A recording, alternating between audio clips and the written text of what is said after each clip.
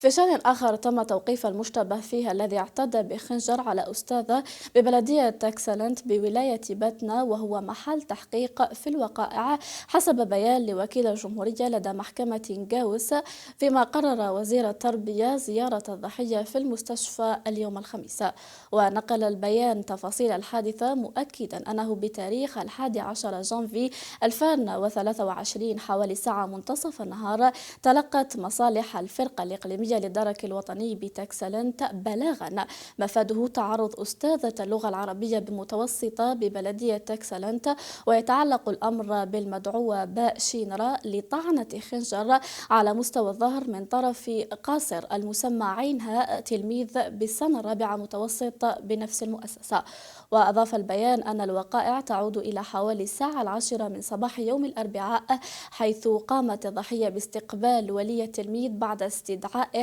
بسبب سلوكه فلم يستصغ الأمر. وحوالي الساعة منتصف النهار أثناء فترة الراحة وبساحة المؤسسة تقدم المشتبه فيها من الخلف عندما كانت الأستاذة أمام مكتب الإدارة، وقام بطعنها في الظهر بواسطة خنجر ذو مقبض خشبي، ولاذ بالفرار لوجهة مجهولة، ليتم بعد ذلك نقل الضحية بواسطة سيارة إسعاف إلى مستشفى جاوس ليتم تحويلها إلى المستشفى الجامعي بباتنا.